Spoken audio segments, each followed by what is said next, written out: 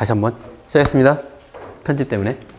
자, 지난번 13번 문제에서 약간 잘못 푼 게 있었는데, 약간이라고 제도 잘못 들었죠? 답은 3번입니다. 3번이 잘못된 거고요. 왜 잘못됐냐면, 얘가 조건이 없어요, 하나가. 뭐가 없죠? 이 R과 S를 연결하는 조건이 없습니다. 내추럴 조인에서 보장이 없어요. 지금 여기 R1과 내추럴 조인, R과 S를 조인한 거 맞는데, 조인 on 해가지고, 우리가 요 R1하고 RS를 붙는 걸 넣어줬어야 됐었죠? 근데 그 부분이 빠져 있었어요. 그래서 이 부분은 나오지 않고, 얘는 내추럴 조인에 on 메소드가 없었기 때문에 오히려 카티전 프로덕트 역할을 해가지고 더 늘어나게 됩니다. 이거 첫 번째 같은 경우는 우리가 계산해 볼 때 딱 한 가지 보면 됐었는데 그거를 제가 간과한 게 있었고요. 첫 번째 얘가 관계대수식이다 보니까 뭐죠? 저희가 관계대수식은 네, 집합이잖아요. 집합을 세다 보니까 집합에는 중복이 제어가 되죠. 중복이 있을 수 없으니까. 그래서 앞에 여기 다 디스팅트가 붙은 거예요. 디스팅트 붙인 거예요. 일단 좀 달리느라고. 그래서 지금 여기서 보면은 그 예의 조건에서 보면은 사실은 R에 R2만 가져오는 게 맞아요. 그래서 전부 R2는 전부 가져온 건 정상적으로 가져왔어요. R2에 다 가져왔어요. 근데 이제 이 R2를 골라내는 게 어떻게 되느냐라고 했을 때의 문제인데, 원래대로라면 뭐 다시 좀 더 복잡하겠지만 이 끊어서 나가자면 이거예요. 지금 얘는 R을 골라낸 거예요. R을 골랐는데 보니까 얘는 R만 골라내도 돼요. 지금 보니까 앞에서 꺼내놓은 거 보니까 그 R2만 가지고 올 수 있는 그것만 있으면 꺼내면 되기 때문에 R2만 걸러내면 됩니다. 그죠? 그런 다음에 여기서 얘가 바라보는 문구는 뭐예요? 보니까 R하고 S를 카티전 프로덕트를 했어요. 맞죠? 조인한 게 아니고 했는데 조인한 거랑 똑같은 효과를 나타내는 문구가 있어요. 보니까 R1하고 RS1을 갖다가 같다는 걸 증명했어요. 그러면 뭐예요? 얘는 카티전 프로덕트 조인한 건데, 카티전 프로덕트하고 조인했다는 얘기는 뭐죠? A하고 B를 조인했다는 얘기는 잠깐만요. 이런 식으로 2, 3, 1, 4, 4, 9 이런 식으로 만들어서 치면 요 두 개 같은 것만 이제 골라낸 거잖아요. 조인을 해서 만들어 놓은 거잖아요. 꺼낸 거죠. 그래서 요 다른 조인이 만들어진 건데, 이게 아니라 이제 여기 조건 하나 더 뒀죠. S가 2인 것. 즉 뭐냐면 골라내는 데 있어서 두 개가 같이 조인돼 있는 거. 즉 R과 S가 서로 겹치는 값이 있는 거. 뭐가 R1하고 S1이 같은 것을 그 로우를 골라냈어요. 그죠? 골라낸 다음에 그런 다음에 S에다가 S2가 100인 걸 또 다시 골라냈어요. 그죠? 그럼 뭐예요? 일단 R은 존재해요, 무조건. 그죠? R1에 있는 값은 다 존재하는 상태에서 그 로우만 걸러낸 거예요. 그죠?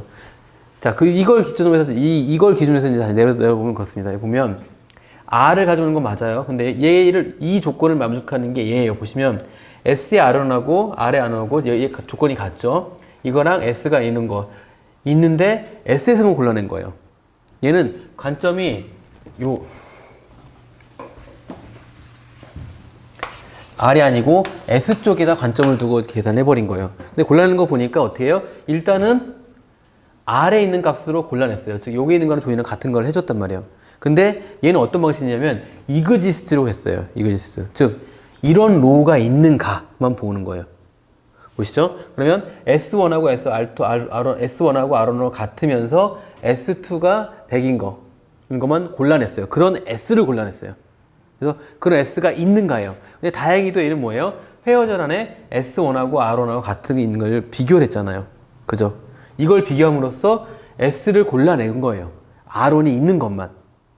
이게 가능한 이유는 얘가 서브콜이기 때문에 가능한 거예요. 그죠? 조인하지 않더라도 여기 있는 R 값을 여기다 참조할 수 있기 때문에. 예제를 드는 게 더 나을 것 같아요. 보니까 지금 R1하고 R2, 여기 R에 R1이 있고 R2가 있다 쳐요. 그리고 S1에 S1과 S2가 있다 칩니다. 그래서 아까 1, 2, 3, 1, 2, 2로 하면 안 되겠다. 이렇게 하면 위험하겠다. 4, 7, 1, 4, 3, 6 이런 그게 있다고 쳐보세요. 그럼 어떻게 되는지 봅시다. 첫 번째 얘 그대로를 골라내면 이런 거였을 거예요. 처음에 R로 냈으니까 1, 2, 2, 3. 그 다음에 다시 카치 부르니까 1, 2, 4, 7, 1, 2, 3, 6. 이렇게 하면 안 되겠구나. 이걸 2로 하시죠, 그냥. 2로 해야지 궁금증 확실히 가겠다. 그래서 1, 2, 3, 6. 아니, 1, 2, 2, 3, 1, 2, 4, 7, 1, 2, 3, 6. 다시 돌아서 2, 2, 2, 3, 2, 2, 4, 7, 2, 2, 3, 6. 1, 4, 2, 3, 1, 4, 4, 7, 1, 4, 3, 6을 골라낸 다음에 그 다음에 여기서 그 두 개 같은 걸 골라내는 거잖아요. 즉 뭐냐면 요거 골라내고 그 다음에 요거 골라내고 요거 골라내고 세 개의 로우를 골라낸 거예요. 자, 그럼 조인한 거랑 또 뭐가 똑같냐? 요거랑 요렇게 이렇게 한가 꺾고 그 다음에 요렇게 하나 꺾고 그 다음에 요렇게 하나 꺾고 총 3개의 동일한 점이 있었죠. 그죠? 얘는 2개 같은 게 하나 모여서 이렇게 처리됐고 하나 졌죠. 그러니까 이렇게 된 거기 때문에 3개 로우 한 거랑 똑같은 형태가 만들어질 거예요. 그런 다음에 뭐 했어요? S2가 100인 고른 거였어요. 자, 여기서 뭐 우리 이렇게 나왔으니까 뭐 S2 이렇게 하시죠. 100, 200, 100. 그러면 얘는 다시 한번 이렇게 돌아가니까 얘가 100, 200, 100, 100, 200, 100, 100, 200, 100. 그래서 뭐 했어요? 얘가 S가 100인 것만 골라냈잖아요. 그러면 이 골라낸 것 중에서 100, 100, 200이니까 이거 아니네요. 해서 요거 2개만 나올 거예요. 이제 같은 게 되는지 봅시다. 먼저 얘가 고르는 건 뭐예요? R에서 R2가 같으면서 100이 먼저 S에서 골라내 버린 거예요. 자, 첫 번째 로우가 왔어요. 첫 번째 로우가 와서 1, 2가 왔어요. 그런 다음에 이거 가지고 계산한 거예요. 그러니까 그러면 R2가 2죠. 그래서 딱 봤더니 S2가 2이면서 S2가 100인 거 고른 거예요. 이게 있네요. 그렇죠? 그래서 얘 하나 나온 게 1, 2, 100이 나와요. 두 번째 2, 2에서 같으면서 100인 것도 고르는 거죠. 그러면 2, 2, 100이 나와요. 자, 1, 4를 딱 봤더니 어떻게 했죠? 1, 4를 붙은 게 여기 1, 4, 4 붙었죠? 봤더니 S2가 같은 거 S2가 4면서 100인 거 없죠? 그러니까 얘가 그냥 요 2개만 나왔어요. 얘랑 얘랑 지금 값이 동일하죠? 똑같이 되죠? 자, 두 번째예요. 두 번째는 얘가 전형적인 이걸 보지 않아도 이거 두 개가 조인한 거랑 거 조인하고 이 조건은 똑같죠? 저희 똑같아요. R과 S를 카티션 프로덕트 한 다음에 이게 조인한 거니까 얘도 보면 두 개가 카티션 프로덕트 돼 있는 상태에서 조인했죠. 그러니까 같은 거 비교했죠. 그 다음에 P가 S2가 100인 거 했죠. 같아요. 그죠? 그런 다음에 AR2 갖고 있어요. 얘는 100% 맞아요. 2번은. 그죠? 1번은 그 값으로 맞았었고요. 3번은 아까 했던 조인한 후에 on을 붙였어야 되는데 on이 없기 때문에 카티션 프로덕트를 한 상태에서 그러니까 얘는 얘랑 같은 거예요. 이렇게 요 앞에 있는 시그마에서 여기 있는 거 엔드까지 여기 없는 거 여기까지 없어요. 요거랑 같은 거예요. 지금 현재 대수가 되시죠? 자, 그럼 4번은 뭐예요? 얘는 어떻게 했냐면 똑같은데 어떻게 했냐면 얘는 여기 이그지스트를 안 쓰고 in을 썼다고요. 즉 뭘 했냐면 S에서 100인 거 먼저 골라낸 거예요. 100인 거 봤더니 S를 발견했더니 여기 얘 있고 얘 있는 거예요. 오케이. 그런 다음에 어떻게 했어요? 여기 R을 돌아가면서 차례차례 본 거예요. 여기서 같은 거. 이 2개밖에 없는 거잖아요. 근데 2인 거 오케이 있다. 그러면 1, 2, 100. 다시 2인데 2, 2, 100. 그러니까 1, 2, 100, 2, 100까지 됐어요. 근데 1, 4 했는데 4랑 같은 거는 없어요. 그죠? 애초에 여기서 이미 2개만 골라져 있는 상황이기 때문에. 그래서 4번도 동일한 값이 나와요. 그래서 답은 3번이 틀린 거였었어요. 제가 그 문제를 잘못 이해해가지고 제가 전혀 다르게 풀어서 죄송합니다. 일단은 13번은 그런 것이다 정도 이해하시면 될 것 같습니다. 자, 이제 오늘은 데이터베이스 쪽을 쭉 진행해 보자.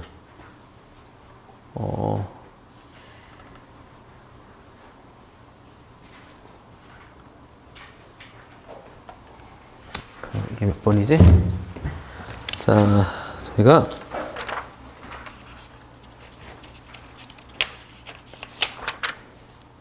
네, 2015년 8월 29일 작년 문제, 재작년 문제입니다. 자, 여기선 1번으로 되어 있는 건데 파이썬이 같은 것입니다. 이거는 어디지? 네, 여기 책에선 3번이네요.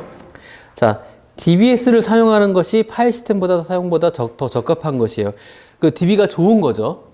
DB가 좋은 게 뭐 있었죠? 일단 공유되고 있고, 그 다음에 통합되어 있고, 공유되어 있고, 운영되고 있고, 그 다음에 안정성 있고, 공유되고 있고, 이런 것들 다 사용하고 있는 거예요. 그리고 동시 적용되고, 그 다음에 실시간으로 접근할 수 있고, 계속 변화하고 있는 데이터면서도 내용에 대한 참조가 가능한 거예요. 자, 더 적합한 경우에 더 적합한 경우. 1번 보시면 데이터하고 응용이 단순하고 변경이 거의 일어나지 않는데요. 그럼 뭐예요? 얘는 아예 데이터 값이 고정적이라는 얘기죠. 그 고정적인 얘기가 파일 시스템도 이거보다 더 적합할까요? 그건 약간 모르는 거예요. 왜냐하면 이 고정적이라 할지라도 이게 공유되어야 될 거고 같이 공통으로 사용하는 거라면 DB를 쓰는 게 맞죠. 근데 아직까지는 이게 아리까리해요. 그러니까 1번 넘어가고, 자, 예약 시스템과 같이 최신의 정보를 갖다가 다수의 사용자가 공유해야 되는 경우, 예, 요는 딱 이게 맞죠. 예약 시스템이면 꾸준히 계속 접근되고 있고, 그리고 정보를 다수에 공유되고 있고, 즉 공유되고 있다는 거는 파일 시스템보다는 DB를 써야 되는 거 맞는 것 같아요. 일단 1번과 2번과 비슷하긴 하지만 1번은 억지로 지금 DBMS 쪽에 지금 해본 거고, 이거는 예약 시스템은 확실하게 지금 DBMS로 돼 있어요.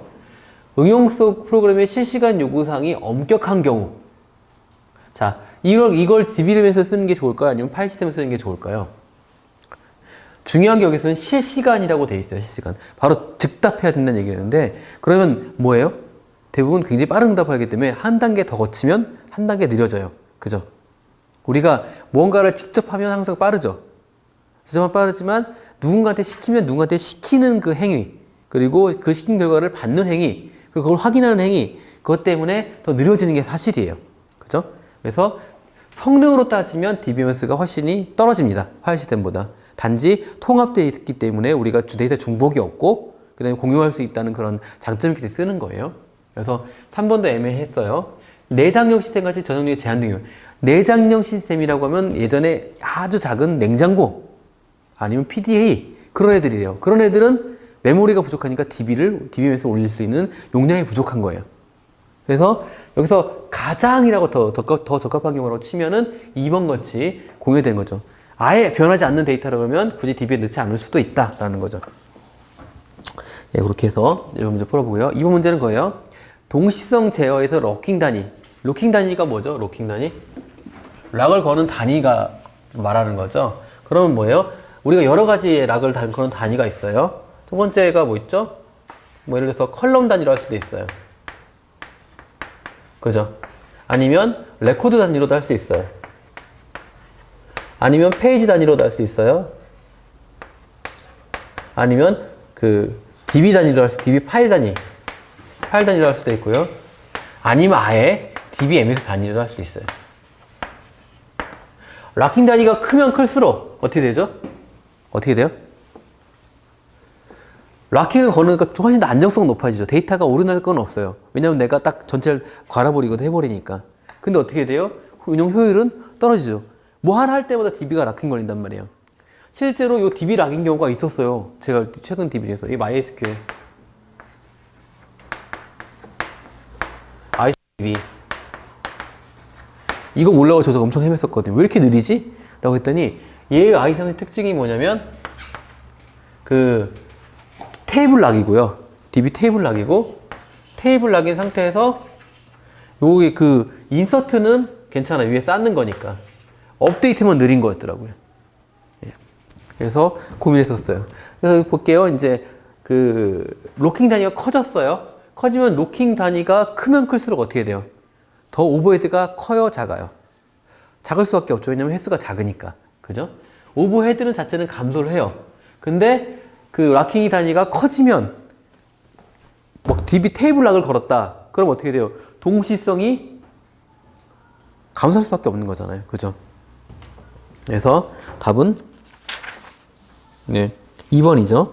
로킹 오버헤드도 감소하고 동시성 정도도 감소해요. 밑에도 그 책의 교재 부분 정리된 게 있지만 병행지역 관리에서 뭐 여러 가지 그 충돌성에 따라서 몇 가지가 있긴 한데 다 그 그 동시성 락킹 아니면 커지면 커질수록 분명히 그 오버헤드 자체가 적게 그 횟수가 적게 되기 때문에 당연히 감소되고 그쪽 정리됩니다. 자, 그 다음에 뷰에 대한 설명을 옳지 않은 것이에요. 교재는 네 2번입니다.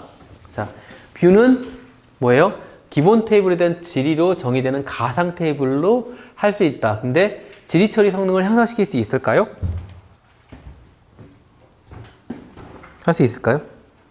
지리 처리하고 관계없죠. 얘는 원래는 그냥 그 DB 테이블 똑같이 쓰기 때문에 향상이 아니라 그냥 똑같은 거예요. 그죠? 뷰는 근데 향상시킬 수 있는 게 뭐가 있죠? 하나 더 있긴 있었어요. 실체화 뷰를 통해서 리딩 속도를 또 빨리 하는 경우는 있긴 있었어요. 하지만 일반적인 뷰라면 그 원래 테이블에서 창문만 뚫어놓는 거란 말이에요. 그럼 그 테이블 가지고 할 수 있는 일은 똑같이 테이블과 똑같은 성능 퍼포먼스를 내겠죠. 그런 거로 보시면 될 것 같습니다. 그리고 뷰를 통해서 기본 테이블에서 접근할 수 있다. 맞죠? 왜냐하면 창을 보면서 보여지는 면만 바라보게 되는 거니까. 아니면 고쳐질 수 있다면 보여지는 면만 고쳐지게 할 수 있으니까. 그래서 접근 제한도 할 수 있어요. 그리고 위드 체크 옵션을 사용하게 되면 어떻게 돼요? 위드 체크 옵션. 이 옵션은 뭐예요? 맞춰봅시다. 예. 위드 체크 옵션을 걸어보면 어떻게 되냐면 그 해당 뷰를 만들 때 그 뷰에 대해서 수정이 가능하려면 우리가 어떻게 해야 돼요? 수정. 데이터베이스 수정이 가능하게 하려면. 뷰인데 이 뷰에 대해서 이 뷰에 들어가는 레코드가 수정이 가능하게 되려면 어떻게 되죠? 첫 번째, 테이블이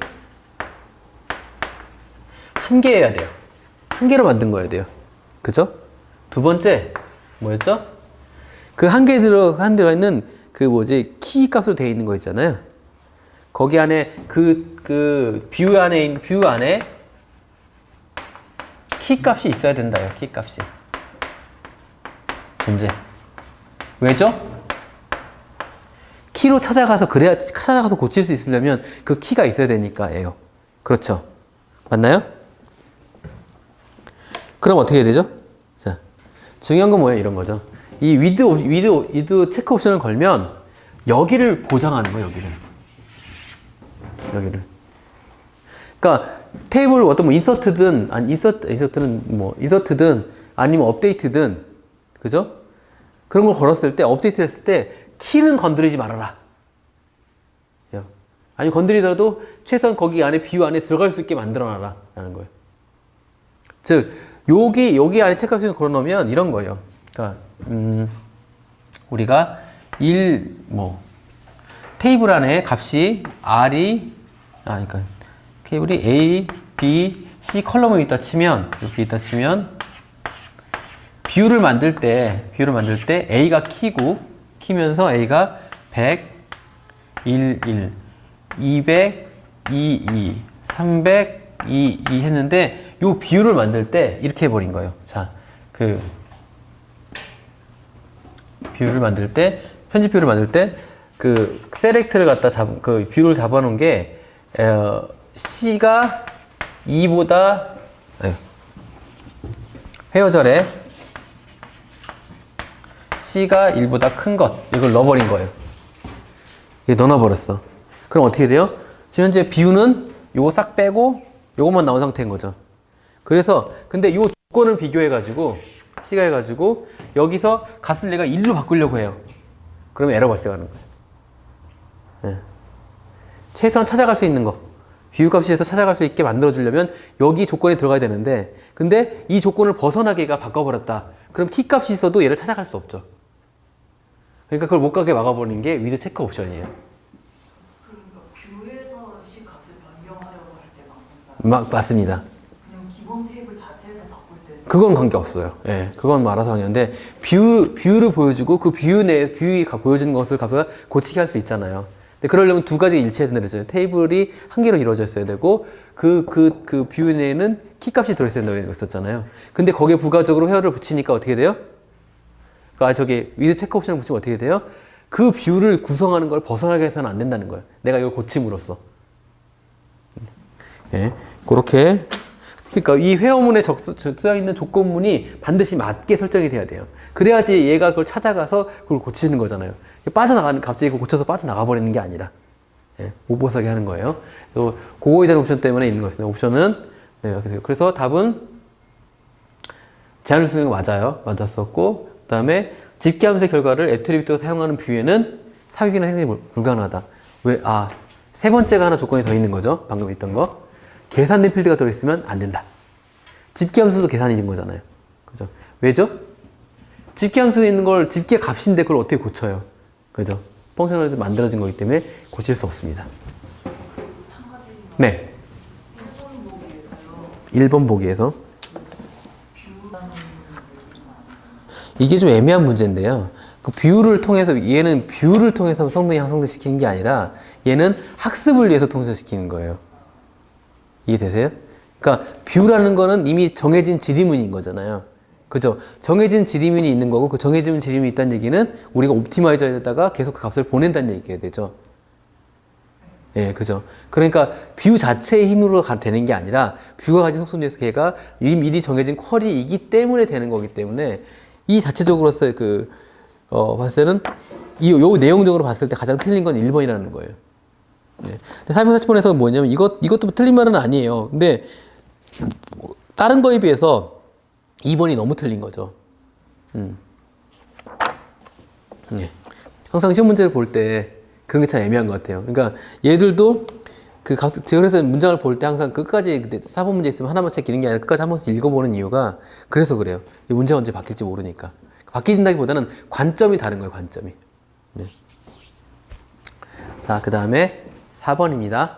자, 요건 문제가 참 쉬워요.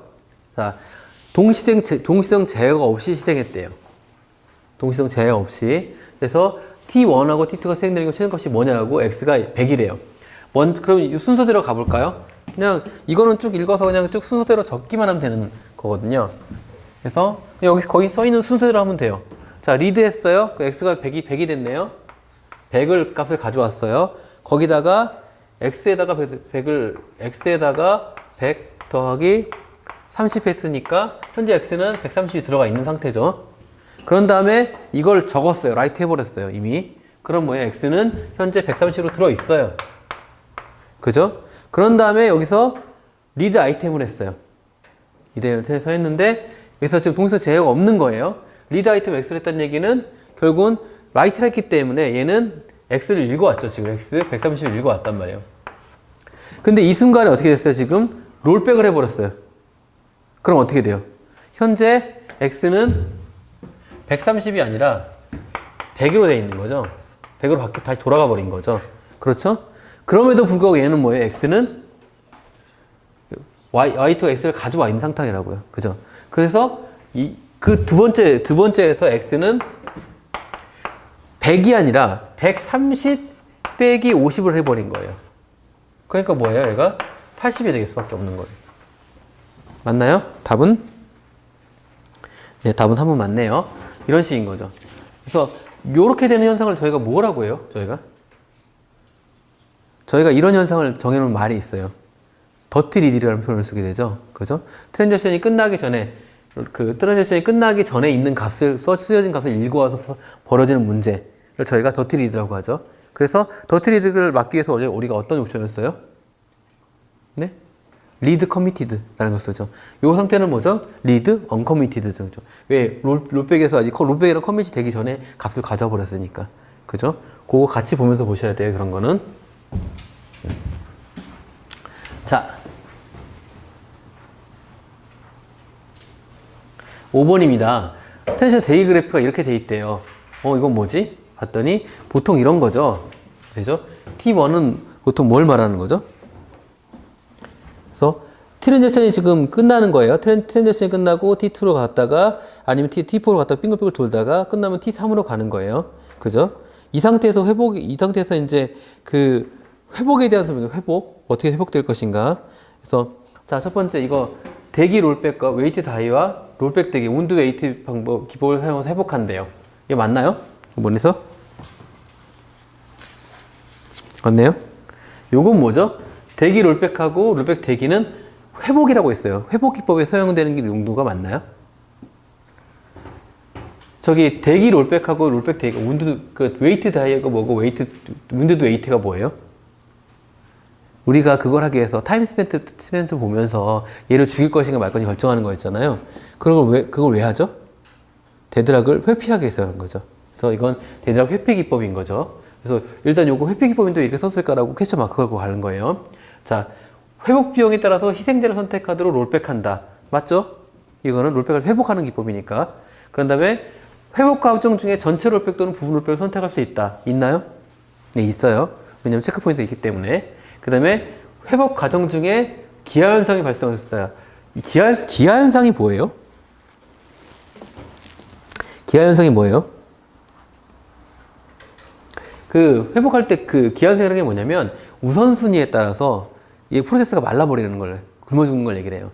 굶어 죽는다는 얘기 뭐예요? 그 밥을 못 먹는 거니까 실제로 일을 못 한다는 얘기가 돼요. 그래서 제가 실제로 예전에 한번 말씀드렸는지 모르겠는데 제가 그 IBM의 AS400을 다룬 게 있어요. 여러분 아실지 모르지만 크기가 얼마나 냐면 한 요 책상 3개만한 요 책상 3개에다가 이렇게 두 겹으로 돼 있는 거 정도 되는 크기의 그 워크스테이션이 있어요.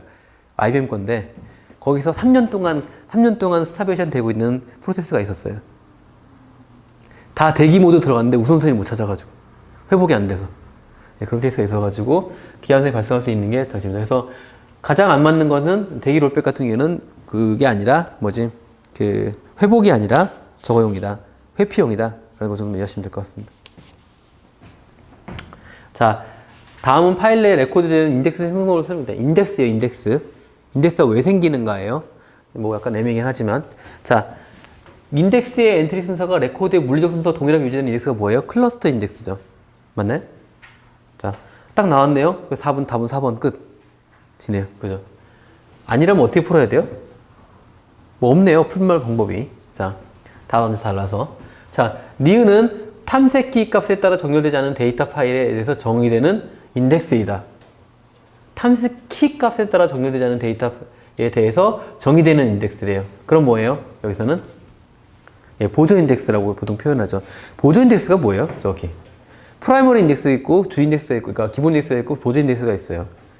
기본 인덱스는 키에다 거는 걸 얘기하는 거잖아요. 근데 보조 인덱스는 키가 아니라 다른 값에 거는 거죠. 이게 뭐예요? 중복 값이 있는 경우도 포함된다라는 거죠. 네. 이것은 각 레코드마다 하나의 인덱스 엔트리를 갖도록 만드는 인덱스다. 레코드마다 인덱스 엔트리를 가지고 있는 게 뭐예요? 밀집 인덱스예요. 그러면 희소 인덱스는 뭐예요?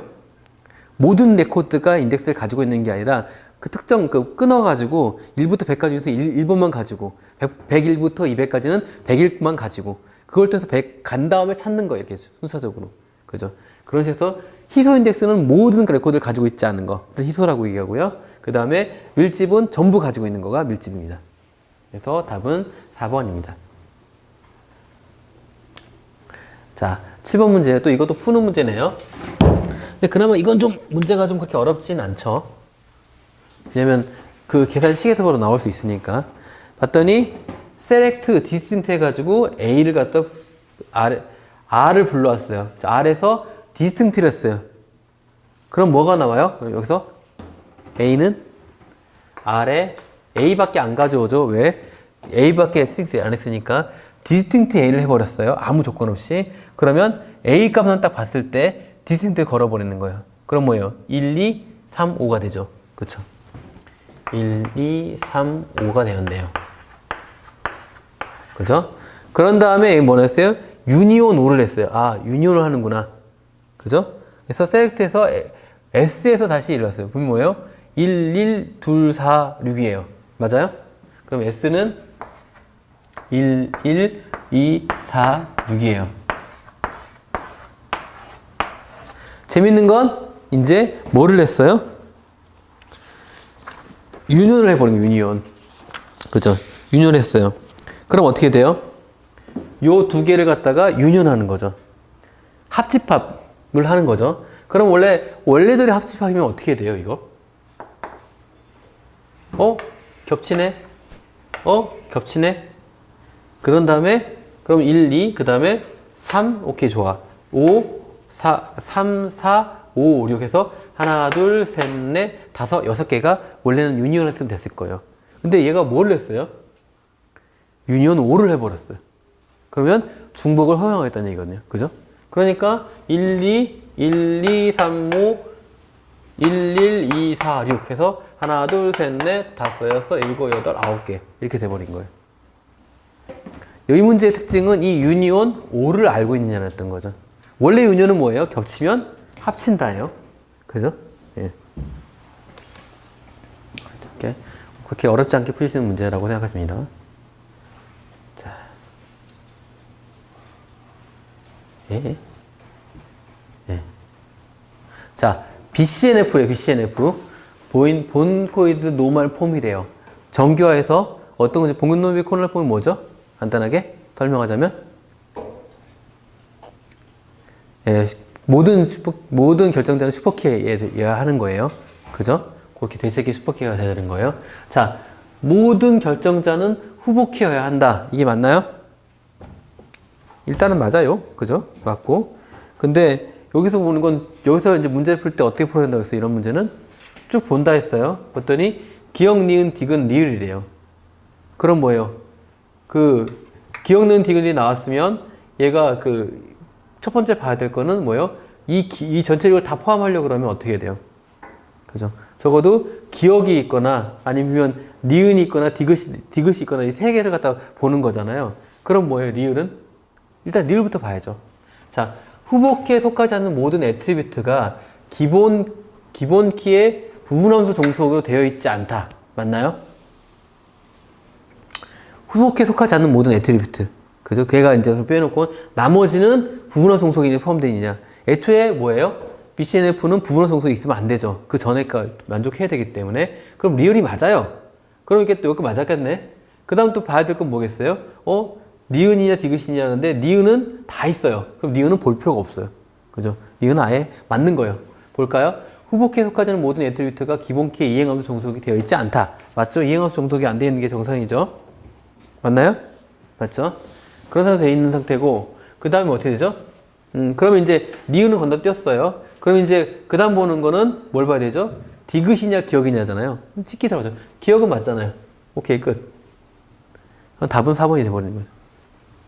자, 그리고 보면 릴레이션의 모든 애트리뷰트가 원자값을 갖는다. 이건 맞죠? 뭐예요? 이게 일정기화잖아요. 그리고 보면 뭐냐면 디귿은 일정기화, 그죠? 리을은 이정기화. 그리고 니은은 3정기화잖아요. 그럴 모든 BCNF는 1, 2, 3 정기는 이미 만족하고 있었어야 돼요. 그렇죠? 그렇기 때문에 이 값이 모두 다 있는 게 맞는 거예요. 열심히 될 것 같습니다. 자, 그 다음 사원 데이터베이스에 부양가족이 없는 사원들의 이름하고 성을 검색하래요. 부양가족이 없는이에요. 어떻게 되죠? 그러면 지금 관계대수 때문에 또 문제가 나오는 건데, 일단 성 이름 가져오는 거 오케이 됐어요. 그 다음에 주민번호 중에서 부양가족은 어떻게 갈 것이냐고 얘기를 하는 거예요. 자, 첫 번째, 이건 어떻게 돼요? 주민번호 사원에서 부양가족을 빼버렸어요. 뺐다는 얘기는 어떻게 돼요? 집합에서 차집합한 거잖아요. 그죠? 차집합하면 어떻게 돼요? 어떻게 되죠? 집합에서 어떻게 돼요? 지금 여기가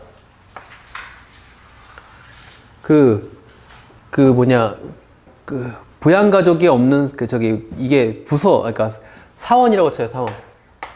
사원하고 어떻게 돼요? 겹쳐져 있는 부서하고, 부양가족하고 여기 부분을 빼버리는 거잖아요. 그죠? 근데 뭐예요, 이거 뺄 때? 어떤 기준으로 뺐어요? 부양가족을 빼면? 주키라고 치면 어떻게 돼요? 부양가족과 사원인데 이게 안 맞아요.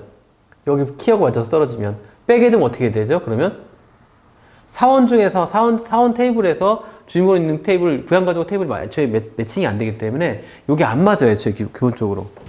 그렇죠? 맞나요? 어떻게 해야 돼요? 이 상태에서 빼주면 어떻게 빠지게 돼요? 그러면 여기서 안 맞아요? 맞나요? 자, 다시 볼게요. 그럼 전체 사원 테이블이 있어요. 사원 테이블이 있어요. 사원 테이블이 있는데 이렇게 합시다. 사원. 그래서 짧게 해서 그냥 이렇게 할게요. 사원 테이블 다 빼고 주민번호. 주민번호 있고 있고 그 다음에 이거 그냥 그걸로 돼 있네요. 오케이, 이거 상관없어요. 근데 부양가족도 보니까 어떻게 돼 있어요? 주민번호가 있어요. 근데 누구의 주민번호에 이 주민번호는 F키는 사원의 주민번호란 말이에요. 그죠? 맞나요? 사원의 주민번호예요. 그러면서 주민번호 1이고 얘가 부양가족이 1이고 이런 게 되게 많겠죠. 부양가족이 3명이면 1이 3번 있겠죠. 그죠? 근데 여기서 이걸 차집합해버렸어요. 그럼 어떻게 돼요? 1이 없어지죠. 그죠? 맞나요? 그러면 얘는 뭐예요? 부양가족이 있는 애를 잘라버린 거예요. 없애버린 거예요. 그죠? 그럼 이 조건이 맞나요? 여기? 이렇게 사원에서 얘는 사원번호만 갖다 가져온 거예요. 사원에서 주민번호만 가져왔어요. 그거랑 다시 뭐를 했어요? 지금? 조인을 해버렸어요. 그러면 주인의 4번에 그 종류만 다시 나오겠죠? 차집함으로써 얘는 어떻게 됐어요? 그거에 4번밖에 안 나왔잖아요, 지금. 4번이 아니라 주민번호밖에 안 나왔잖아요. 근데 없는 거예요? 부양가족이 있는 걸 전부 빼버렸어요. 그럼 부양가족이 없는 거라는 거 동일한 얘기가 되죠? 오케이. 그래서 그렇게 해서 맞춰서 가서 1번은 맞는 것 같아요. 2번은 뭘까요? 봤더니 사원하고 부양가족을 조인한 거 맞았어요. 오케이, 조인했어요. 이렇게 되면 뭐예요? 부양가족이 있는 애만 이미 골라져 있는 거예요. 그죠? 맞나요? 그거랑 지금 다시 카테시언 프로젝트 사원이라고 했어요. 이건 말이 안 되죠. 그죠? 두 번째, 사원하고 부양가족을 카테시언 프로젝트 해버렸어요. n by n이 돼버렸네? 그걸 다시 사원으로 해버렸어요. 나눴어요. 어떻게 됐어요? 얘도 말이 안 맞죠? 자, 그 다음인데, 사원에서 조인한 건 맞아요. 조인했으면 사원하고 지금 부양가족이 지금 조인된 상황인 거예요. 그런 다음에 사원을 빼버리면 어떻게 돼요? 어떻게 돼요? 다 날아가겠죠. 왜냐면 2개 조인해온 거니까. 그죠? 그래서 답은 1번으로 보는 게 맞죠. 맞나요? 네. 오케이. 자, 그 다음 10번입니다. 야, 요거는 이제 하도 많이 풀어봐가지고, 그죠? 이건 그냥 바로 나와야 돼요. 첫 번째, 즉시갱신이에요. 즉시갱신은 뭐예요? 리두가 있다, 없다? 있다. 그것만 구분하시면 돼요, 사실은. 그러다 보니까. 자, 보면, 쭉 봤어요. 근데 이거는 그냥, 이거 아래서부터 읽어보는 게 더 괜찮을지도 몰라요. T1은 회복적으로 수행할 필요가 없나요? T1이 쭉 봤더니, 커밋했어요.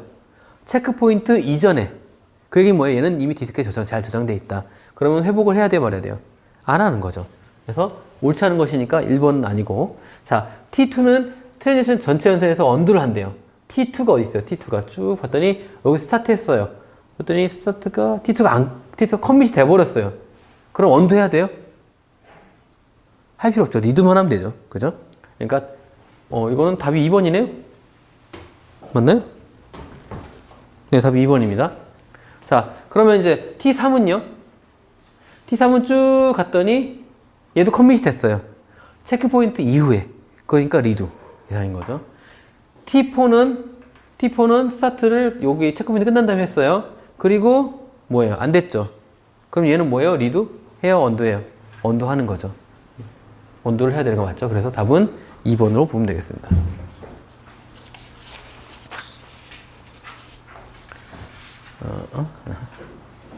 자, 왜 이래? 11번입니다. 질의를 처리하는 단계를 보면서 그린 것 같대요. 괄호 안에 들어갈 기능이 있느냐라는 거예요. 첫 번째, 질의를 딱 받으면 우리가 뭘 해야 돼요? 제일 먼저 얘가 질의가 똑바로 됐는지 봐야죠. 그죠? 질의가 넘어온 게 문법적으로 오류하든지 잘못된 오류 넘어서는 애초에 안 해야 하는 게 정상이니까. 그런데 뭐라고 했죠? 그 다음에 뭐를 만들어요? 예, 이게 좀 변환기를 통해서 관계대식을 만든대요. 근데 원래 이렇게 동작하지 않지만 일단 현재 만들어서 치면 일단은 파서, 옵티마이저가 먼저 하겠어요? 파서가 먼저 하겠어요? 할 때는, 처음에는. 당연히 파서를 먼저 하는 거죠. 일단 먼저 오른쪽부터 하고 가는 거예요. 그 다음 딱 봤더니 지리수행 엔진하고 최적기 둘 중에 어느 걸 해야 되니요? 어떤 걸 해야 되죠? 지리수행 계획이라는 건 뭐예요? 지리를 수행할 수 있는 순서를 이미 마련해 놓은 거죠. 그럼 다음에 뭐를 하겠어? 지리를, 그 다음에 그 순서를 맞죠? 실행만 하면 되는 거잖아요. 그죠? 그러니까 디귿은 실행 수행 엔진이에요. 그럼 요거는 니은 뭐냐는 거죠. 봤더니 데이터에 대한 통계를 가지고 지리 수행 계획을 세워요. 그럼 얘는 뭐라고 그러겠어요? 옵티마이저가 하는 거죠. 옵티마이저 두 가지 있다고 그랬어요. 뭐 있었죠? RBO가 있었고 CBO가 있었어요. 룰 베이스하고 코스트 베이스가 있었어요. 룰 베이스는 뭐예요? 이미 사전에 시기를 정해놓은 거예요. 인덱스가 있으면 무조건 인덱스를 타야 되고 뭐를 해야 되고 뭐를 해야 되고 그 규칙에서 만드는 거고 얘는 뭐예요? RBO겠네요. CBO겠네요. 그래서 데이터에 대한 통계를 내고 있어서 이 쿼리를 이렇게 돌리면 더 빨라라고 규정을 내는 거죠. 그래서 이렇게 해서 최적화되어 있는 그런 실행 계획을 가지고 그런 다음에 실행을 해보는 거예요. 그죠? 누가 엔지니어 하는 거죠. 그래서 답은 파서와 변환기, 최적기, 지리수행 엔진 이렇게 보시면 될 것 같네요.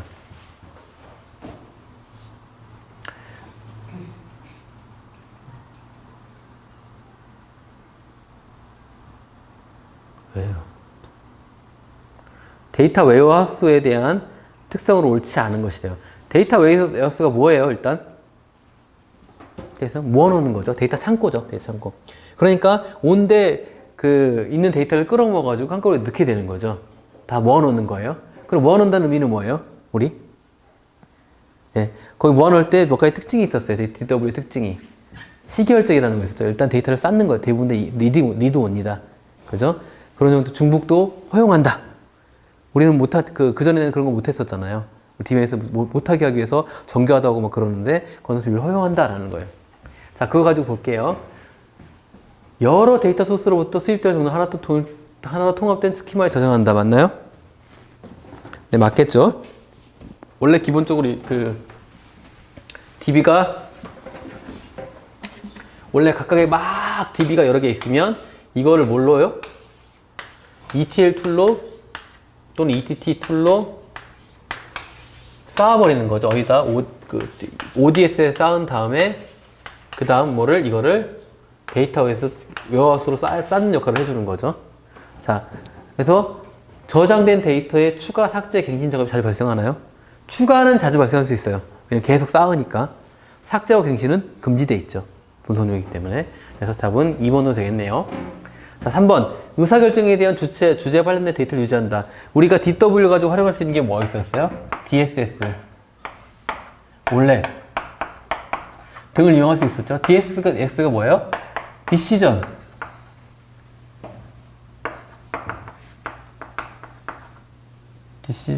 서포트 시스템이거든요. 즉, 경영을 결정하는, 그걸 서포트하는 시스템이 DSS입니다. 즉, 경영에 필요한 주제, 의사결정에 필요한 주제를 갖다가 마련해 주는 게 특징이라 할 수 있어요. 맞죠? 과거, 현재 데이터를 유지하면서 데이터 간의 시각적 관계나 동향을 분석해서 결정을 반영할 수 있겠다. 이게 맞죠? 시계열적 되기 때문에 시간적으로 데이터를 전부 다 가지고 있단 말이에요. 그죠? 그러니까 그거 가지고 우리는 뭘 할 수 있어요? 예, DSL나 이런 걸 통해서 의사결정 시스템에 저희가 사용할 수 있는 게 바로 데이터 웨어하우스인 거죠. 예, DW는 그런 거예요. 자, 그 다음 데이터베이스 아키텍처에 대해서 설명한 거래요. 그랬더니 옳지 않은 것이에요. 자, 뭐죠? 여기서는 답은 14번 쪽이네요. 3상 아키텍처, 3타입 아키텍처는 데이터베이스 서버의 비즈니스 규칙을 저장한다? 3층에 있는 데이터, 프레젠테이션 층에 있느냐라고 하는 거잖아요. 근데 그 프레젠테이션은 데이터베이스는 맨 아래에 있죠. 데이터 층에 있죠. 그죠? 그렇기 때문에 답은 아니죠. 그래서 3층은 비즈니스 규칙을 저장한다라고 했어요. 비즈니스 규칙은 어디 들어가요? 어플리케이션 들어가는 거죠. 우리가 사실 MVC 모델에서 V는 뭐라고 했어요? 바깥으로 보이는 뷰가 있었죠. 그게 프레젠테이션이고, 그 다음에 M이 뭐예요? 모델이니까 데이터에서 관리하는 거, 데이터 계층이고, 그 다음에 C, 컨트롤러는 뭐예요? 예, 그게 이제 어플리케이션 계층 쪽으로 들어가는 거예요. 그죠? 이 상태에서 삼성 아키텍처가 대도 서버에 대한 규칙을 정한다라고 적은 건 약간 애매한 부분이죠. 그죠? 비주기적인 규칙이 아니라 저장 구조, 독립성을 보장하기 위해서 우리가 하는 거였었죠. 자, 삼성 아키텍처는 많은 웹 운영에 적합한 구조이다. 맞아요. 예. 지금도 많이 쓰고 있기 때문에. 그 2층, 2레벨 아키텍처, 2타이어 같은 경우는 클라이언트와 서버 묻는 거죠. 클라이언트 프로그램이 서버 측기에 DBMS와 통신할 수 있도록 표준 API를 제공하는 게 맞죠. 이상이면 방금 얘기했던 건 부산이에요. 아키텍처는 질의 처리와 트랜지션 기능을 모두 서버에서 수행한다. 맞나요? 그래서 이상 아키텍처, 그러니까 질의 처리하고 트랜지션 기능은 모두 서버에서 수행하는 게 맞죠. 맞죠? 그러면 얘는 이상 아키텍처, 그러니까 말이 이상한데 2층 아키텍처에서는 어떻게 해야 돼요? 나머지는 프레젠테이션 하는 거죠. 그죠? 그런 정도 이해하시면 될 것 같습니다. 여기까지 하고 이제 연습 쉴게요. 자, 해싱 기법에서 버킷 오버플로가 발생해요. 그게 주된 이유가 뭐냐라는 거죠. 첫 번째, 무슨 몇 번이지? 10번이요. 예. 버킷 오버플로는 주된 이유가 아닌 것이에요. 뭘까요? 일단 버킷이 오버플로는 이게 뭐예요? 해싱을 했는데 거기에 뭐 2칸짜리 만드는데 2칸 다 찬 거예요. 그게 오버플로가 된 거거든요. 그래서 발생하는 주된 원인이 아닌 것이에요. 자, 해시 함수가 랜덤한 해시키를 생성하는 경우 랜덤하게 되면 다시 겹칠 확률이 좀 드문데 약간 일단 퀘스천 마크 좀 걸어 놓을게요. 자, 그 다음 대부분의 레코드가 동일한 탐색 키를 가질 경우 대부분 레코드가 동일한 탐색 키를 가진대요. 그러면 어떻게 해야 돼요? 그 키가 여러 개 있다는 거잖아요. 그죠? 근데 그 키가 여러 개가 있는데 그걸 도착한다 치면 어떻게 돼요? 우후죽순 늘어난다는 얘기죠. 똑같이. 그러니까 얘는 늘리는 것보다는 줄이는 게 맞겠죠. 그래서 오버플로가 발생할 수 있는 원인 중에 하나라고 볼 수 있는 거죠. 그죠? 그 다음에 대부분의 레코드가 동일한 탐색 키를 가지고 있는 경우, 예, 그 얘기가 방금 했고, 해시 함수가 탐색 키를 균등하게 분배하지 않을 경우도 가능하죠. 그죠? 그 다음, 버킷에 저장 가능한 최대 레코드 개수보다 저장할 레코드 개수가 많은 경우. 이거 뭔 소리야? 그죠? 모르는 거죠? 자, 보시면, 버킷에 저장 가능한 최대 레코드 개수, 전체 개수보다 저장할 레코드가 늘어났다니까, 그러니까 오버플로 발생한 거잖아요. 그죠? 오버플로 됐어요. 얘도 균등하게 분지 않았으니까 한쪽으로 몰릴 거니까 오버플로 될 거예요. 3번도. 그 다음에 대부분 레코드 수가 동일한 탐색기라면 한쪽으로 다 몰리겠죠. 그죠? 그래서 아니에요. 그럼 이제 발생하는 주의된 이유가 아닌 것은 뭐예요?